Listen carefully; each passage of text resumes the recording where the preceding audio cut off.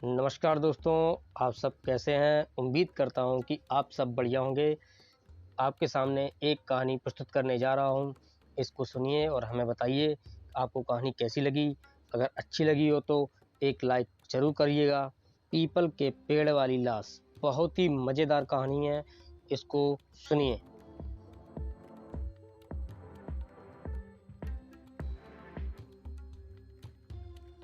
रोहित और बीरबल रामगढ़ बस्ती में रहने वाले दोस्त गांव के लोगों को अचानक डराने के लिए मशहूर थे। लोगों को डराने में उन्हें एक अलग ही मज़ा मिलता था, पर उनकी इस आदत से उनके घर वाले और गांव वाले दोनों परेशान थे। अचानक डरने के बाद गांव के कुछ लोगों ने उनसे कई मर्तबा कहा भी था कि जब तुम पर बीतेगी तब तुम्हें पता चलेगा कि असली डर क्या होता है या उसका एहसास होगा। उन दोनों का एक और शौक भी था, और वह था असली भूत प्रेतों को ढूंढना।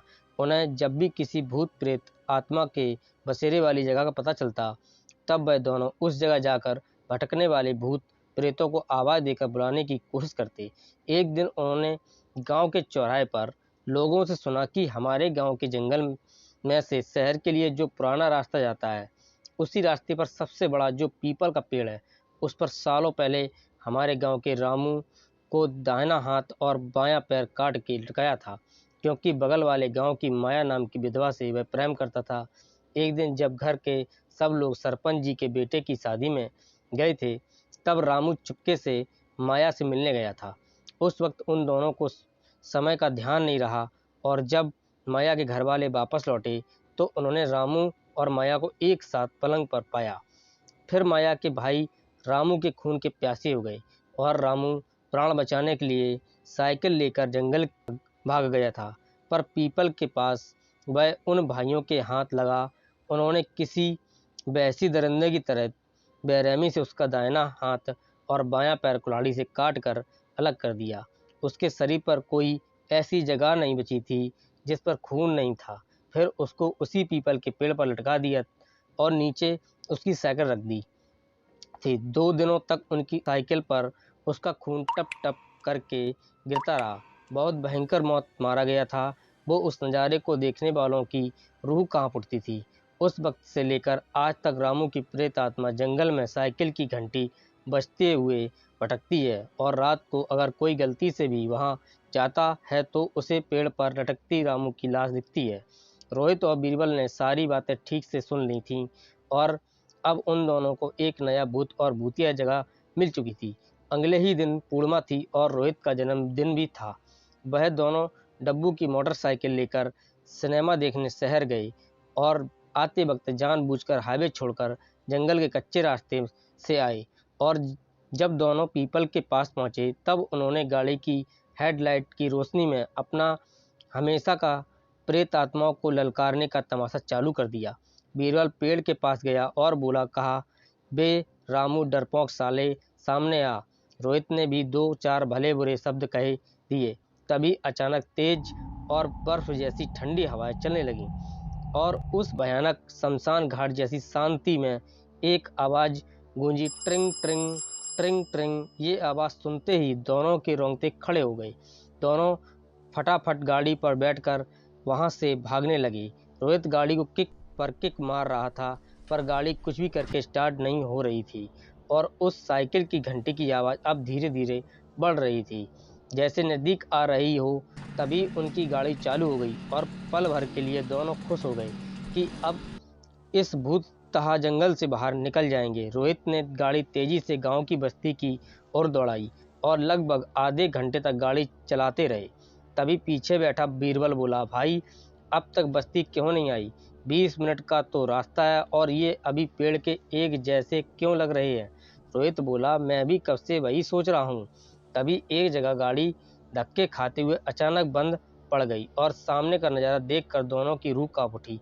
दोनों की रंगों में बहता खून मानो बह रस बन गया, क्योंकि उनकी गाड़ी उसी पीपल के सामने रुकी थी, और जिस पर रामू की लाश लटक रही थी, उसके नीचे रखी साइकिल पर उसका खून टप टप टप की आवाज़ करते हुए गिर रहा था, और पास में ही उसके कटे हुए हाथ और पैर पड़े थे। इस भयानक नज़ारे को देख उन्होंने मोटरसाइकिल वहीं छोड़ दी और हड़बड़ी में बस्ती छोड़कर शहर की तरफ भागे। पूर्णिमा के चांद की रोशनी में लगभग ठीक ही दिख रहा था, फिर भी गिरते पड़ते दोनों भूत भूत चिल्लाते हुए भाग रहे थे।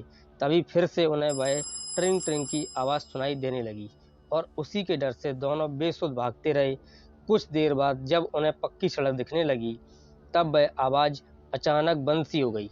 आवाज़ बंद होने के बाद उन्हें लगा शायद उस प्रेत आत्मा की हद वहीं तक थी। उन्होंने खुद को थोड़ी तसल्ली दी और एक दूसरे का हाथ पकड़कर धीरे धीरे चलने लगे। रोड के नज़दीक पहुंचते ही देख कि उन्होंने फिर से एक बार ट्रिंग ट्रिंग आवाज़ सुनाई दी। दोनों घबराकर आसपास देखने लगे तो सामने एक आदमी खड़ा था, जिसने एक हाथ में लालटेन और दूसरे हाथ में साइकिल पकड़ रखी थी। उनके पास आकर पूछे, लड़कों सुनो, ये रामगढ़ बस्ती जाने का रास्ता कौन सा है? उस आदमी के मुंह से अपनी बस्ती का नाम सुनकर दोनों का खौफ थोड़ा कम हुआ। उन्होंने कहा, ये सामने वाली सड़क से जाइए, 30 से 45 मिनट का रास्ता है। दोनों को पसीने से नहाते देख उस आदमी ने हंसते हुए पूछा, तुम दोनों कहीं से दौड़ लगा के आ रहे हो क्या? फिर कोई प्रेत आत्मा देख ली? दोनों ने भी रामू और पीपल के पेड़ वाली सारी हकीकत बता दी। वह आदमी भी सब बड़ी गौर से सुन रहा था। तभी उसने बातें सुनते सुनते लालटेन साइकिल पर टांग दी और दोनों से बात करते करते उसके नज़दीक गया और सिर्फ एक सवाल पूछा, कौन सा हाथ और कौन सा पैर कटा था? इस सवाल का जवाब उसने खुद ही दिया। उसने अपना दाहिना हाथ उखाड़कर उसने रोहित के सामने फेंका और बायां पैर उखाड़कर बीरबल के सामने फेंका और उन्होंने अपना खून से सना हुआ विकृत रूप दिखाया। असली प्रेत आत्मा को सामने खड़ा देख दोनों की आंखें फटी की फटी रह गईं। एक शब्द भी उनकी जुबान से निकल नहीं पाया। दोनों बर्फ की तरह वहीं जम गए। कुछ क्षण में ही उनके शरीर जमीन पर गिरे और सिर्फ डर से ही उनकी मौत हो गई और अब उनकी असली आत्मा देखने की इच्छा भी पूरी हो चुकी थी।